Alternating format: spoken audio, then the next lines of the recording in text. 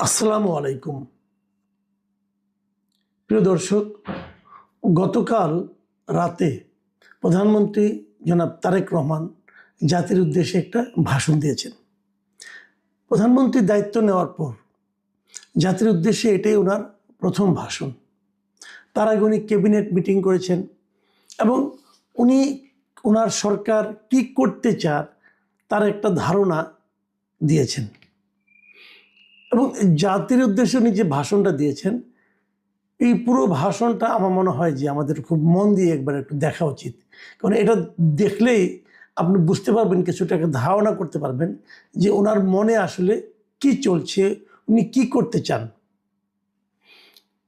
আমি প্রথমে ভাষণের প্রথম যে কথাটা আমার খুব গুরুত্বপূর্ণ মনে হয়েছে, সেখানে উনি বলেছেন যে বিএনপিকে যারা ভোট দিয়েছেন কিংবা দেননি অথবা কাউকেই ভোট দেননি, এই সরকারের প্রতি আপনাদের সবার সমান অধিকার। দেখুন, এখানে তিনটা ক্যাটাগরি করেছেন। এক নম্বরে যারা ভোট দিয়েছেন বিএনপিকে, একটা ক্যাটাগরি। যারা দেননি মানে অন্য কাউকে দিয়েছেন, বিএনপির পরিবর্তে অন্য কাউকে দিয়েছেন। এনসিপিকে দিতে পারেন, জামাতকে দিতে পারেন, কোনো স্বতন্ত্র প্রার্থীকে দিতে পারেন, যে কাউকে, মানে অন্য কাউকে ভোট দিয়েছেন। আরেকটা হলো কাউকেই ভোট দেননি। কাউকে ভোট দেননি মানে কি? তার মানে তারা ভোট দিতেই যায়নি। যারা ভোট দেননি, একদম ধরেন 60% ভোট পড়েছে বলা হলো, তাহলে যে 40% লোক ভোট দিতে যাননি, তাদের ব্যাপারে উনি বলছেন এদের সবার এই সরকারের প্রতি, মানে ওনার সরকারের প্রতি সমান অধিকার। মানে যে বিএনপিকে ভোট দিয়েছে তার অধিকার কিন্তু যে ভোটই দেয় নাই, ভোট বর্জন করেছে, ভোট কেন্দ্রেই যায় নাই, তার অধিকারের চেয়ে বেশি নয়। একজন রাষ্ট্রনায়ক সুলভ বক্তব্য কিন্তু এটা। কারা ভোট দিতে যায় নাই? যারা যায়নি ভোট দিতে, তাদের মধ্যে অনেকেই কিন্তু, বেশিরভাগই আমি মনে করি তারা হলো আওয়ামী লীগের সমর্থক। তাহলে উনি বলতে চাচ্ছেন একজন বিএনপির সমর্থক অথবা বিএনপির কর্মী এই সরকারের উপর যতটুকু দাবি নিয়ে কথা বলতে পারবে, একজন আওয়ামী লীগের কর্মীও ততটুকু দাবি নিয়ে কথা বলতে পারবে। আমি এই প্রথম এই ধরনের কথা বলতে শুনলাম কাউকে। শেখ হাসিনা আমল দেখেছি এই ধরনের কথা বলার সাহস ওনার ছিল না। জনাব তারেক রহমান সাহেবের এই সাহসকে অথবা এই মনের যে ঔদার্য, এটাকে আমি মনে করি প্রশংসা করা উচিত। কেউ ভালো করলে প্রশংসা কেন করবেন না? করা উচিত। আপনি যে মত, যে পথেরই লোক হোক না কেন, উনি যে কথাটা বলেছেন, এই ধরনের কথাই তো আমরা শুনতে চাই। কেউ যখন মন্ত্রী হবেন, তিনি সবার মন্ত্রী হবেন। প্রধানমন্ত্রী যখন বলেন, উনি সবার প্রধানমন্ত্রী। যার ওনার সঙ্গে যারা মন্ত্রী এবং প্রতিমন্ত্রী আছেন, যে 49 জন, তাদেরকেও আমি বলবো আপনারা প্রধানমন্ত্রীকে ফলো করেন। উনি কি বললেন, কি উচ্চারণ করলেন, সেটাকে সমুন্নত রাখার চেষ্টা করেন। উনি কিন্তু বলেছেন যে এই সরকারের প্রতি তাদের সবার সমান দাবি। আমরাও আগামী দিনগুলোতে এটাকে একটু বিচার করে দেখতে চাই।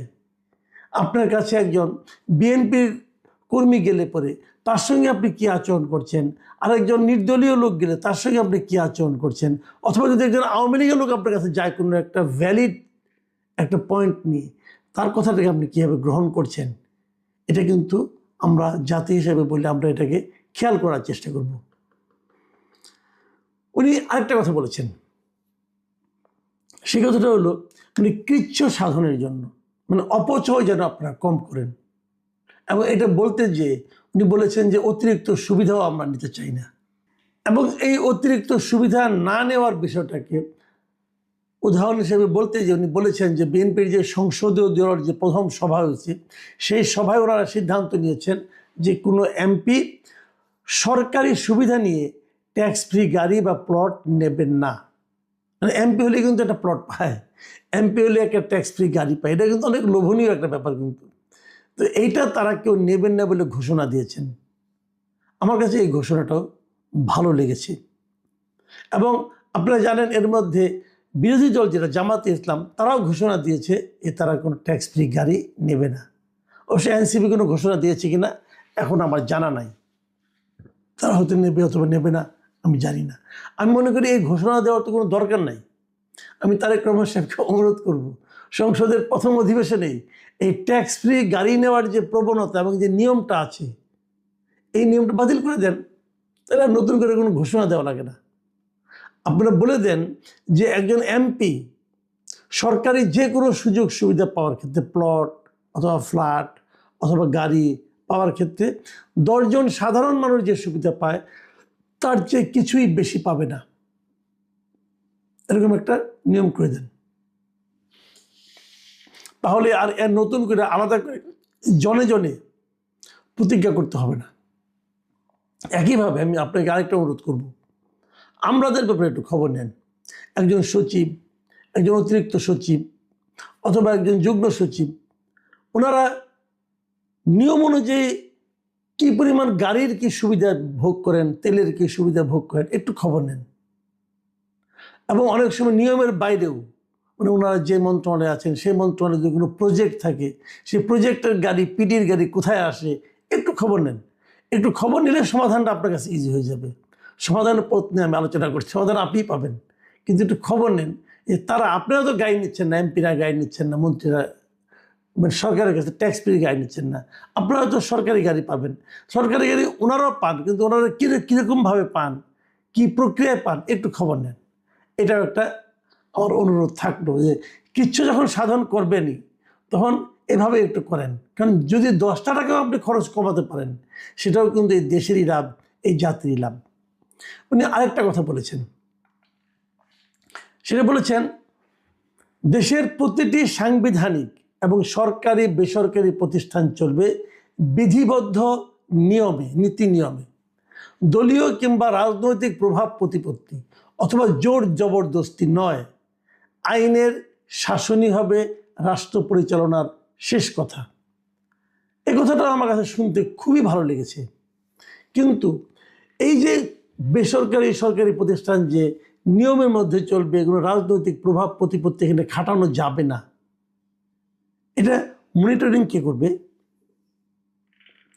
আমি যতটুকু জানি অলরেডি বিভিন্ন সরকারি কর্মকর্তা কর্মচারীদের মধ্যে একটা হুজুগ শুরু হয়ে গেছে। মাঝখানে ছিল কিন্তু কে কবে ছাত্র শিবির করতো, জামাত করতো, এটা নিয়ে কিন্তু গত 1.5 বছর অনেকে বলছে আমি জামাত করতাম, আমি ছাত্র দল করতাম। যারা নাকি আওয়ামী আমলে নিয়োগ পেয়েছে তারাও কেউ ছাত্রলীগ করতো না, সবাই জামাত এবং ছাত্র দল করতো, আর কিছু করতো না। এখন সরকার গঠনের পর যতটুকু আমি শুনেছি, জামাতের যে অফিসাররা ছিলেন যারা ছাত্র শিবির করতেন, জামাতের খুব ভালো ভালো সুযোগ তারা পেয়েছেন, তারা নাকি এখন বিএনপি হওয়ার প্রতিযোগিতায় নেমে গেছেন এবং তারা সব বিএনপি করতেন।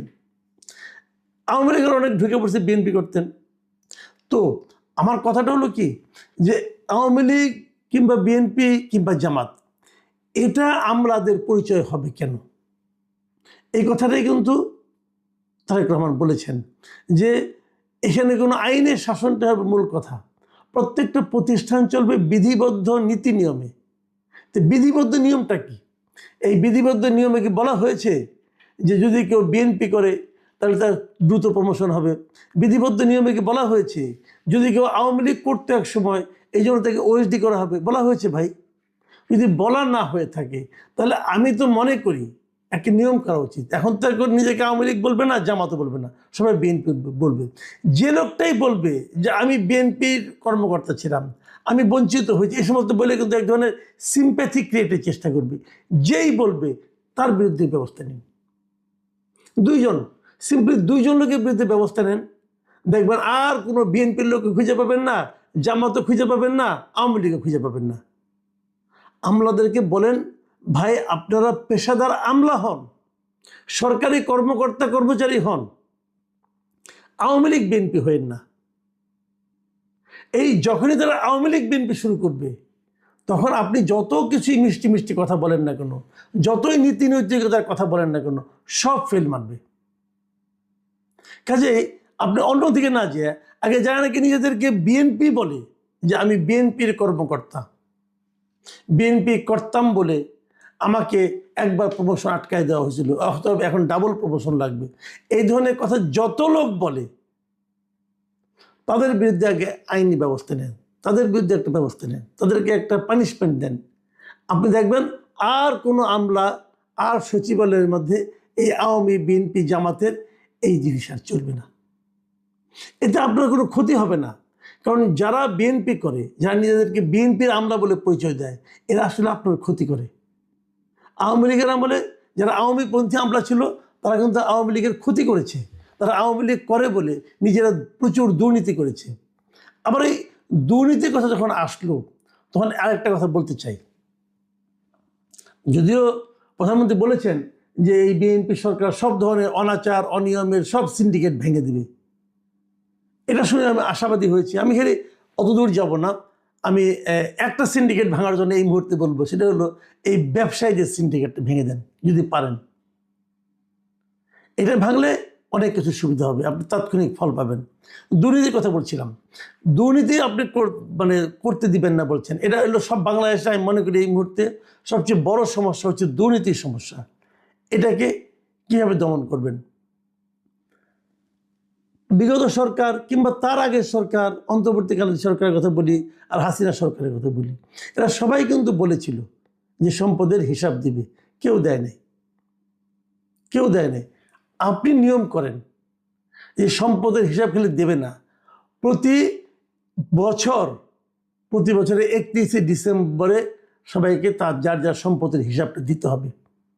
জানুয়ারি ফার্স্ট উইকে সেটা যে যেখানে জব করেন, যে যেখানে মন্ত্রী করেন, সেই মন্ত্রণালয়ের ওয়েবসাইটে সেই হিসাবটা সবার জন্য দর্শনযোগ্য অবস্থায় থাকতে হবে। সেটা মন্ত্রী হোক, প্রতিমন্ত্রী হোক, উপদেষ্টা হোক, কিংবা সচিব হোক, যুগ্ম সচিব হোক, অতিরিক্ত সচিব হোক, ডেপুটি সেক্রেটারি হোক, সবাইকে দিতে হবে। এই একটা জিনিস আপনি করে দেন এবং সেটা ওখানে ওয়েবসাইটে থাকবে। 1 বছর পরে আবার থাকবে, আগেরটা ফেলে দেওয়া যাবে না, আগেরটাও থাকবে, পরেরটাও থাকবে। এরকম চলতে থাকবে আপনার পুরো শাসন আমল। করে ফেলেন। এটা করতে কিন্তু বাড়তি কোনো খরচ নেই, করে ফেলান। এই শেষ মুহূর্তে ডক্টর ইউনূস সাহেব যে একটা গুজামেলের হিসাব দিয়ে গেছিল, এরকম হিসাব কোনো লাভ নাই। সম্পদের হিসাব মানে যে ব্যক্তি, সেই ব্যক্তি তার সন্তান, মানে তার পরিবার, পরিবার বলতে তার পিতা মাতা, স্ত্রী পুত্র কন্যা এবং স্ত্রীর মানে স্বামী স্ত্রীর মানে যাই হোক না কেন, নিজে এবং তার স্পাউসের পিতা মাতা, এই সম্পত্তিগুলো হিসাব দিতে হবে। দিতে বলেন, দেখবেন ঠিক হয়ে গেছে। তা না হলে আপনি আমাকে বলেন, একটা কথা আমি বলে শেষ করি,